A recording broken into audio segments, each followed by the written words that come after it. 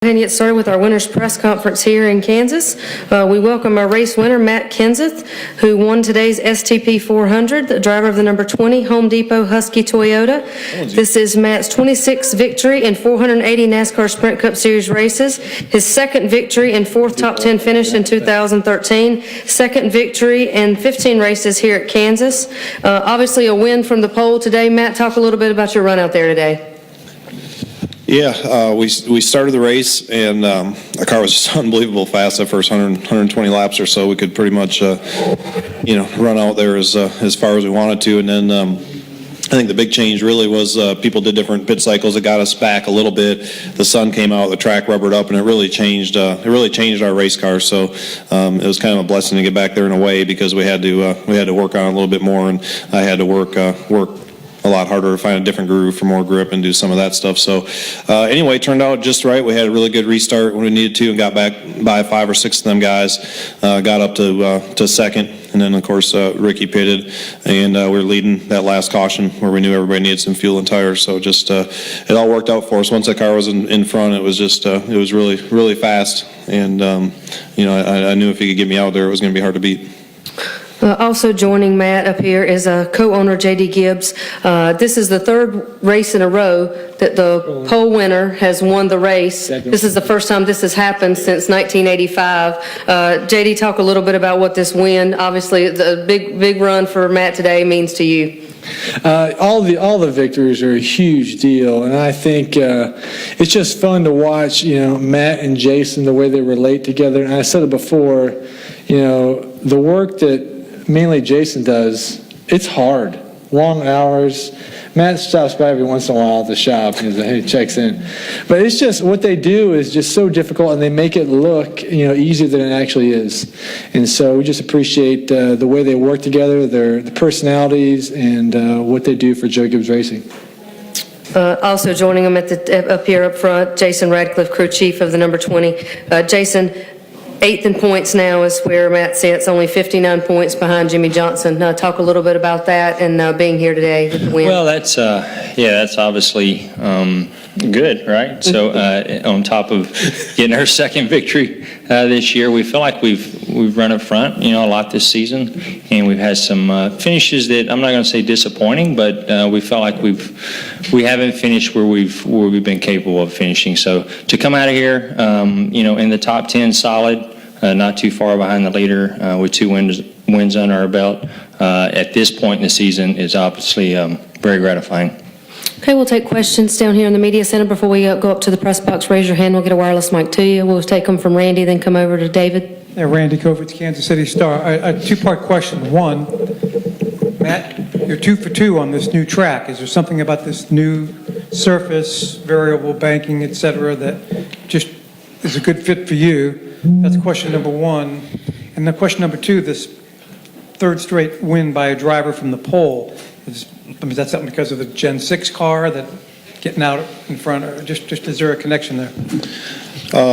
Once you're, I don't know about me in the racetrack. I think it's really a credit to guys that bring me the race cars. So that car has been really fast ever since we took it off the truck on Friday, and Jason's made great adjustments with it. TRD gives us really awesome engines. All those things are what make it go fast is really the cars.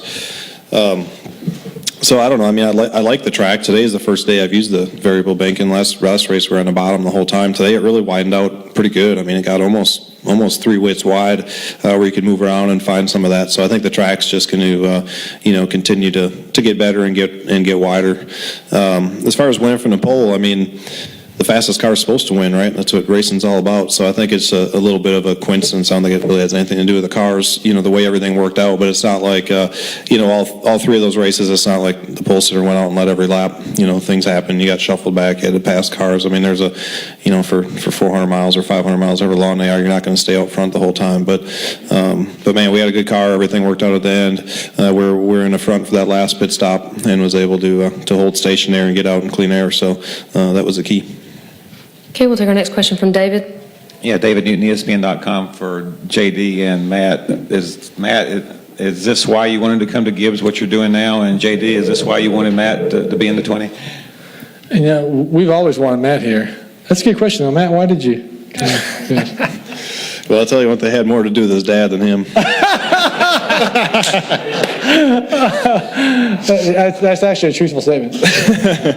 I mean, honestly, the reasons were countless, and I'm not going to get into them all. But I mean, it was just I just knew it was the right place for me with the right group at the right time and all that stuff. So I mean, there just wasn't honestly. I just knew it. I mean, there just wasn't any doubt. I just knew that was where I needed to be and where I felt like I had the best chance to be the most successful. Jody, can you elaborate on which he's already had as many wins in the 20 years Jody had 147 starts? No, I think for us, I think what Denny and Kyle both like about Matt, I've said it before, is that they've kind of given him the leadership role, and Matt's happy to take it on. And so I think for us, it's just a great connection. Are you happy to take it on? I'm happy. I'm really happy. I was just giving you a funny look. And so I think it's just watching all three guys kind of walk in step, and they look to Matt and realize he has enough experience and he's gifted behind the wheel. They listen to him and spend a little time. So it's valuable when we have those meetings and those guys, whatever they say, everyone kind of picks up on and listens to. Okay, we'll take our next question from Bob, then come up to Nate. Bob Piper, Sporting News for Matt and Jason. The Roush team was the only organization that tested here. I think they tested it was pretty cool temperature. So do you think the warmer temperatures helped you? And does, the fact that they tested here but, aren't in the top three, does that discount maybe, well, if one team tests that track, it doesn't mean that they're going to be dominant? You want it? Sure. They were fast today. I mean, when you looked at the cars that we raced around majority of the day, it was Roush cars. So I think obviously the test paid off for them. If they came, I don't know when they tested, week or so ago, it was obviously beneficial. But like you mentioned, the track conditions today were different, I'm sure, than when they tested. They were even different than Friday when we unloaded. So they were fast. I think if the cautions would have fell a little differently and their pit strategy worked out a little differently, no doubt one or two of them would have been up there racing with us for the win. Okay, our next question we'll take from Nate. Nate Ryan, USA Today Sports. Matt, I heard you say out there you were talking about how this just feels like a dream, and I know that's kind of cliched, but Living the dream, yeah. Yeah. But it sounds like for you it's actually true. I mean, I know you felt really good about coming here, but did you think it would be this quick? I mean, it appears that you guys are obviously established championship contenders just 8 races in. I mean, could it have gone any better? Did it go better than you expected? Well, I think it can always go better, but things have been pretty darn good, from a performance standpoint. I think as an organization, one of our cars, if all the stars would have aligned, could have won every race this year if everything would have worked out. I mean, the cars have been just the only place I feel like we really kind of somewhat missed it was California, and the 18 won there. So other than that, I mean, we've had cars that have been capable of running in the top 3 or 4, every week. So did I expect that? I kind of did. I mean, I'm not a guy. I'm usually I hate to say I'm a glass half empty guy, but I'm usually, instead of talking about it, I like to do it and then talk about it. I'm not a big, I don't like to make predictions. I'm just not that guy, So, but anyway, I couldn't have had a better feeling about it all when I decided to do it. And, certainly that feeling hasn't changed. I feel like it's a really special group. I think Jason's a special guy. It's a special organization, and man, they got some great race cars, and TRD does a great job with the engines. I mean, they got everything they need there to win races and championships. Okay, we'll take one more question down here, then we'll go up to the press box. Scott Traylor, Sports Radio 810 WHB and Racing Boys. When you have to make such a decision to go from one powerhouse team to another, and they both are, who do you go to? Who do you lean on for advice? I mean, obviously, your closest relatives, but outside of your family, who do you lean on the most for that kind of advice? Nobody. I didn't talk to anybody about it, so except for Katie. So I mean, Katie and I, talked about it. She would never tell me what to necessarily pick, for my profession. She would let me do that, but certainly she had a positive feeling about it as well. So I didn't really tell anybody else about it. I really didn't need to. It wasn't really a hard decision, believe it or not. Okay, we'll go to the press box for questions. Reed Spencer with the NASCAR Wire Service. Matt, as Casey was closing in on you in the final laps, Chris was keeping you pretty well apprised of what line Casey was running. Was that more so that if it came to it, you could take away his line, or were you still looking for a faster way around? No, I mean, once we got it within, once we got probably to 20 to go, that didn't really matter. He was just trying to let me know where he was, how close he was, if he was getting a run off the top or whatever, so I could kind of know where his momentum was, or where he was stronger, that type of thing. But about 20 to go, when I started catching them lap cars, I didn't have much of a choice. I really thought I wanted to pass them all on the top, and that wasn't such a great thought. I really messed up a couple laps real bad.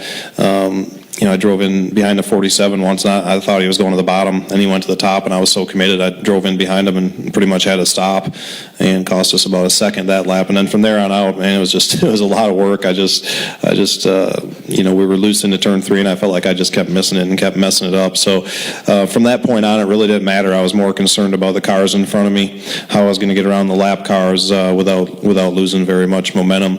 And earlier when he was telling me was mainly because in the beginning of the race we were so fast, we started up front, I really just ran to bottom the whole time, and I could see the track rubbering up, so I knew people were running other places, so I was really just trying to get information about where people were putting their cars that were running good, because I knew that last run I wasn't going to be able to just sit on the bottom, and we weren't going to win doing that. I knew there was more speed when I watched a 48 and some of them guys earlier in the race make some passes up there, so really just trying to figure that out so I could give Jason the best information I could to hopefully have the car like we needed at the end. You got another question from the press box? Lee Spencer, Fox Sports. Jason, there's a 59-point difference between you and Jimmy Johnson in first. Can you talk about, what your strategy is over the course of events before you get to the chase? Because right now they've got a tremendous advantage. Right now for us, it's getting to next week. It's getting to Richmond. It's getting to Talladega, and doing the best we can to continue the progress that we've been making so far. I still feel like we have, we're running well, and yes, we're winning races and doing the things we need to do. But I feel like we have a lot of room to grow as far as our race car. I feel like there's still a lot of speed in there to find to be a contender in the chase, and I feel like the adjustments we make from not necessarily from practice to the race, but throughout the race. These races are long. You can be fast for 300 miles and let the thing get away from you at the end. So that's what makes them so difficult. So we have a lot of room to grow, which is good, considering that we're as well as we're doing now. So we're looking forward to it, but we still have a lot of work ahead of us. Pete Pistone from MotorRacingNetwork.com and SiriusXM NASCAR from Matt. I know you're acclimated and everything at Joe Gibbs Racing, but is it still weird when you're racing for the lead with Stenhouse in the car that you drove here for a win last October? Actually, no, not at all. I mean, Joe would be the first one to tell you the car is his because he has to spend all the money on it. But I really don't. I don't even really. I really don't even. It doesn't really even cross my mind, honestly. I feel like the 20 car is my car, and I don't really think about that much anymore. Now, certainly, you got some friends over there and stuff like that, and you like to, see them guys do good, and you stop and say hi and all that kind of stuff. But I don't, I don't really think about that being like my old car or anything like that anymore. Okay, we'll come back downstairs. Any final questions? Okay, we'll take one from Bob and Nate. I'm Matt, Bob Hockers from the Sporting News. Do you, winning with a group that hasn't won a whole lot, do you notice does winning mean more to them than maybe teams that have won a lot and win a lot? Well, I don't know how long everybody on teams are, but there's a lot of guys on that team from when Tony was there and won championships, and I don't know how many races you guys won with Tony, but it was a lot. It was a total bigger than I'll probably never get to. So there's a lot of them guys that are used to winning, and certainly, Jason, it was Jason's first year in Cup last year, and he won a race, and he certainly won a lot of races and every other kind of racing that he's done. So. I don't know. I've never won a race with a team that wasn't pretty darn excited to win. I think we're all really excited to win. These things are really hard to win, and man, you gotta enjoy them. when it happens, because you don't know if you're ever going to get another one or when another one's going to come. So I think you really enjoy it today, and tomorrow I want to go talk about Kansas, and then get ready to go to Richmond.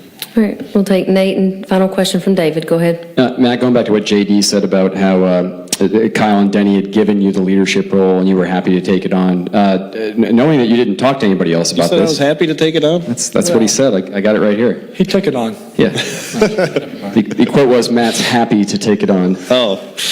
So did you know, like knowing apparently you didn't talk to anybody ahead of this move, did you just know that they were going to be, or did you just expect that they would kind of defer to you and you would become the team leader? Did you look forward to that? Well, I don't know that I'm the team leader, or necessarily want to be or whatever, but I will say, I think there's a ton of things that intrigue me about all this, but having Denny and Kyle as teammates is one thing that also really intrigued me. I've been fortunate through my whole career to have a lot of really, really talented, good teammates, but one of the things I thought was so interesting, and it's pretty much proven true, is that Denny and Kyle are very different from each other, and they're both very different from me. I think we all have different personalities. We all have a different approach to things. We all have a different way we handle things. It's all different, and I think that's good. I think if you have all your teammates and you all think the same thing and you all want the same thing, and I don't think you get everybody's potential. I don't think you get everything out there. There's no different viewpoints to consider and to think about and look at, or a different setup idea, or a different approach to driving the racetrack. So that was really interesting, and I think we've been doing a good job of working together and talking about things. Certainly it's a little different with Denny missing here the last few weeks, and hopefully he gets back soon. But I think it's really helped me become a better driver. It really elevates your game when you have guys like that can go out and win it any week. All right, final question, David. Yeah, Matt, you're always so calm when you get in here, but with those last 10 laps or so, even at Vegas and here, you're like screaming, get out of the way, and telling everybody. I don't know if it was your spotter or Jason that was saying, I got to get my heart to settle down. I don't know if I can take this the rest of the year. Do you transform when you get in those situations? Your intensity level just ratchet up? Some of that, well, the races were very different. They were both really, really hard to win, but my car was just too tight at Vegas. So for me, all I had to do is not miss the corner entry, and the rest was kind of easy to drive. This thing was not easy to drive the last 20 races. So if I missed the corner, and I missed turn three or four times, I thought besides getting beat, I might wreck. So it was a lot of I hate to call driving race cars work, but it was a lot more work the last 20 laps here than it was at Vegas. So some of that stuff, you get in there, and honestly, all the lap cars and everything are so respectful, and they give you so much room, and they're racing to stay in the lead lap and for position as well.